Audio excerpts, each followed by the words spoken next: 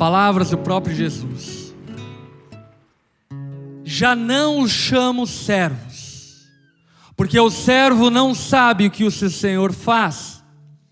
Em vez disso, eu os tenho chamado amigos, porque tudo que ouvi de meu Pai, eu tornei conhecido a vocês. Portanto, Jesus está dizendo aqui que os servos passam a ser chamado amigo. Que aqueles que anteriormente tinham uma visão apenas de Jesus como Senhor, agora podem ter uma visão acerca de Jesus como um amigo. E isso nitidamente fala a respeito de um crescimento, de uma maturação, de um prosseguir em conhecer e entender quem é Deus. Deus, Ele é o Cordeiro, Deus, Ele é o Rei, mas Ele também pode ser o nosso amigo. Existe uma parte da herança que Deus tem reservado para os filhos dele, que só pode ser usufruída a partir da revelação e do entendimento que Jesus, Ele gosta e quer ser o nosso amigo. De que Ele, por si mesmo, não chama mais a nós de servos, mas chama de amigos. Agora, esse texto, ele merece algumas considerações. Primeira consideração é que em nenhum momento Jesus diz que os servos deixaram de ser servos. Ele só diz que os servos agora são chamados de amigos. E outra coisa que esse texto também deixa implícito é que só pode ser chamado de amigo aquele que é servo. Portanto, a amizade com Deus, ela só pode ser usufruída por aqueles que anteriormente se fizeram servos. Você só pode conhecer o Deus que é amigo se antes você conhecer o Deus que é Senhor. E o grande problema acerca disso é que muitos querem ter Deus como amigo, mas não querem ter Ele como Senhor. E o que eu quero dizer para você é que teologicamente, biblicamente falando, isso é impossível acontecer. Se você não passar pela experiência de submeter-se ao senhorio de Jesus, Ele não tem como ser o seu amigo. E se você tentar ser o amigo de Deus, você será um amigo inconveniente. Um amigo que não sabe os limites, um amigo que não sabe colocar-se no devido lugar. É aquele amigo que tem alguém conhecido, ou alguém que tem alguma autoridade na sociedade, mas por não saber o seu lugar, acaba sendo inconveniente na sua amizade. Eu acredito que todo mundo aqui tem algum amigo inconveniente. E nós somos esses amigos inconvenientes de Deus, quando tentamos ser amigos dele, não sendo servos dele. É muito importante que saibamos que é de Jesus que vem o veredito da amizade. É Ele que nos chama de amigos. É Ele que diz: você pode ser o meu amigo, uma vez que nós passamos pela experiência de sermos servos. Sendo assim, esse texto que nós acabamos de ler, de alguma forma nos encoraja a não pularmos as etapas. Na jornada e na caminhada cristã, é necessário que nós entendamos que existem etapas para serem vencidas, existem estágios para que nós passemos, existem provas subsequentes para que nós sejamos aprovados. Para que nós usufruamos de toda a plenitude da herança de Deus, é necessário que nós passemos por certas provações. E uma dessas provações é a prova do senhorio de Jesus. É necessário que você tenha um encontro com o Senhor Jesus, para que posteriormente você tenha um encontro com o amigo Jesus.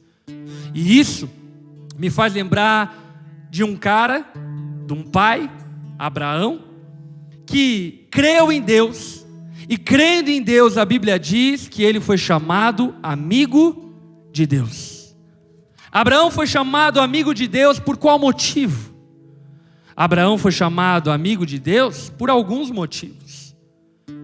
Talvez o primeiro e maior motivo foi porque quando Deus chegou para Abraão e disse: Abraão, sai da tua casa, sai do meio dos teus parentes e vá para uma terra que eu lhe mostrarei. Abraão prontamente obedeceu a Deus. Talvez Abraão foi chamado amigo de Deus porque quando Deus disse para ele sacrificar seu único filho, ele não pensou duas vezes, subiu o monte Moriá para entregar seu filho como sacrifício. Ou seja, a experiência que Abraão teve com o amigo Deus foi posterior à experiência que ele teve com o Senhor Deus. A experiência de amizade com Deus que Abraão teve, veio depois da experiência do Deus Senhor. Se você quer conhecer o Deus amigo, é necessário que antes você conheça o Deus Senhor. Mas uma vez conhecendo o Deus Senhor, saiba que Ele quer ser teu amigo.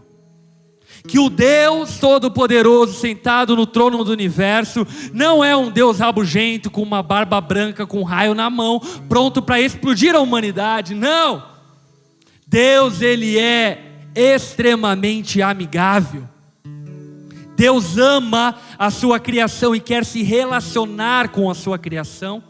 Deus ama profundamente os seus filhos e quer se relacionar com cada um deles. Deus quer ouvir as suas mazelas, Deus quer ouvir os seus sonhos, Deus quer ouvir os seus planos, Deus quer ouvir os seus lamentos. Deus quer ser teu amigo. E se tratando de amizade, é muito importante que nós saibamos que a amizade é algo bilateral. A amizade é feita por uma via de mão dupla. A amizade é construída a partir de uma mão que vai e de uma mão que vem. O que eu quero dizer é que na medida em que nós usufruímos do amigo Deus, nós precisamos entender e compreender que essa amizade, ela é cultivada em duas dimensões, na dimensão nossa e na dimensão divina. Na experiência da amizade com Deus, nós precisamos aprender a falar e a ouvir. Não se constrói uma amizade apenas falando. Aliás, vai um bom conselho aí para você que está fazendo amigos. Também não se constrói uma amizade apenas ouvindo. Talvez alguém que só ouça você não é o teu amigo, é teu terapeuta. Você precisa falar e ouvir em uma amizade. E na amizade com Deus não é diferente. Deus, Ele quer que você fale, mas também quer que você escute. Nós, por vezes, fomos mal educados na amizade com Deus a apenas falar. Nós ficamos, por vezes, falando, e Deus lá do céu está olhando e perguntando se quando é a hora de eu falar e de você me ouvir. E ainda mais, em muitos momentos, nós falamos e não falamos nada. Porque tudo que falamos são repetições vazias, vãs, que não tem nenhum conteúdo em si. Deus, sendo o nosso amigo, quer que nós cresçamos em transparência. Na amizade com Deus é necessário que nós sejamos francos. Sabe, Deus, Ele não chamou a você e a mim para que sejamos falsos e superficiais no relacionamento com Ele. Deus chamou a mim e a você para que sejamos profundos no relacionamento com Ele. E essa profundidade no relacionamento com Ele exige de mim e de você transparência, verdade, honestidade e franqueza. Você em algum momento chegou para Deus e disse: Deus, eu odeio meu marido e quero matar ele.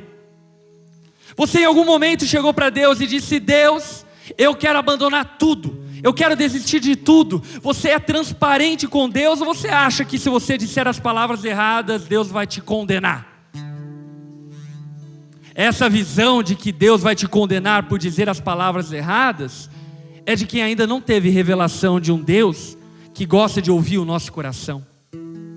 Eu sugiro a você que você leia o livro de Salmos e contemple a beleza de quem sabe ser amigo de Deus ao longo do livro de Salmos.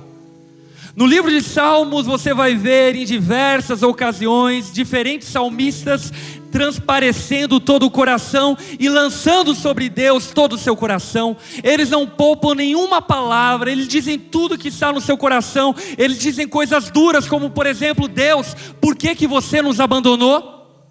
Deus, por que você não está conosco? Aonde você está, Deus? Você já disse isso para Deus. Talvez você disse isso acerca de Deus para outras pessoas, mas não para Deus acerca dele. Nos Salmos nós vemos o salmista falando sobre seus pecados, dizendo: Deus, eu pequei e as cordas do Sheol estão me envolvendo. Ou seja, nos Salmos nós aprendemos que oração não é feita de palavras corretas, mas é feita de coração correto. E o coração correto é o coração verdadeiro, honesto e franco. O coração que Deus quer ouvir na oração não é o coração que quer agradar a Ele com mentiras.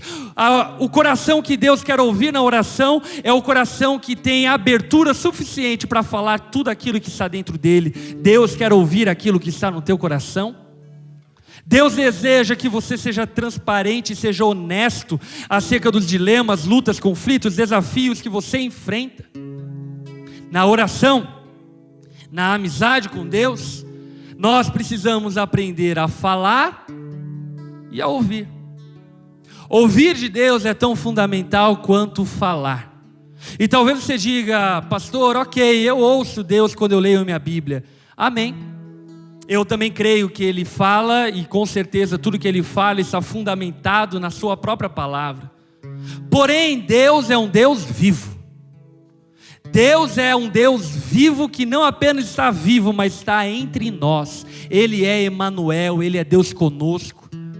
Jesus, quando foi glorificado e arrebatado aos céus, Ele disse: eu não os deixarei órfãos, eu enviarei a vocês o Consolador. Alguém que estará com vocês em todo o tempo, em todos os momentos, em qualquer circunstância. Ou seja, Deus, Ele está presente na sua vida. E você não apenas pode escutá-lo através da palavra, mas você pode escutá-lo de múltiplas formas, uma experiência individual e pessoal com Ele. O apóstolo Paulo, por exemplo, vai dizer em Gálatas, no capítulo 1, versículo 11, que tudo que ele aprendeu acerca de Jesus, ele ouviu do próprio Jesus. Que coisa louca. Todo o evangelho que o apóstolo Paulo recebeu, ele recebeu do próprio Cristo. Ele não aprendeu de outros homens, ele aprendeu através de uma experiência de amizade com Jesus. Nessa experiência de amizade com Jesus, ele ouviu do próprio Cristo acerca do evangelho. Ou seja, o apóstolo Paulo havia experimentado a grandeza de ser amigo de Deus. Deus quer ser teu amigo. Ele não quer apenas ser teu Senhor. É necessário que Ele antes seja teu Senhor para que seja teu amigo.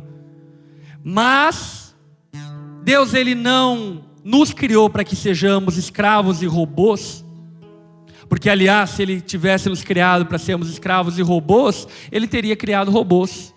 Dariam menos trabalho, você não concorda? Ele nos criou porque Ele quer avançar no relacionamento conosco. Ele quer avançar no nosso relacionamento e nos fazer enxergar e vivenciar coisas ainda mais profundas nesse relacionamento. Deus quer ser teu amigo. Deus, Ele quer falar, Deus, Ele quer ouvir, Deus quer ouvir você, Ele quer falar com você. E você da mesma forma precisa querer e aprender a falar com Deus e a ouvir Ele, porque Deus sabe ser um bom amigo. O Deus que estava na cruz, está no trono, e o Deus que está no trono, também quer ser teu amigo. Por isso que lá em Hebreus, o escritor aos Hebreus diz algo tão poderoso, e eu diria tão encorajador, quando ele fala o seguinte: assim aproximemo-nos do trono da graça com toda a confiança, a fim de que recebamos misericórdia e encontremos graça que nos ajude no momento da necessidade.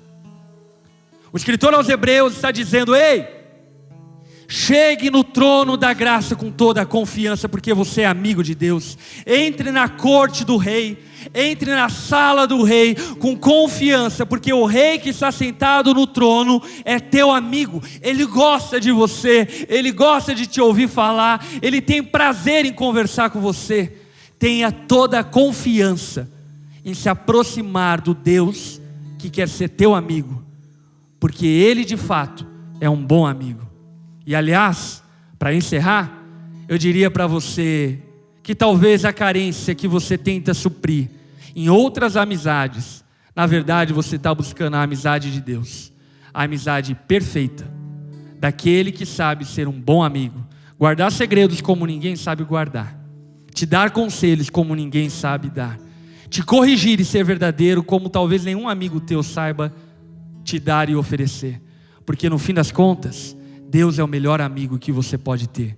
E a boa notícia é que Ele quer ser teu amigo.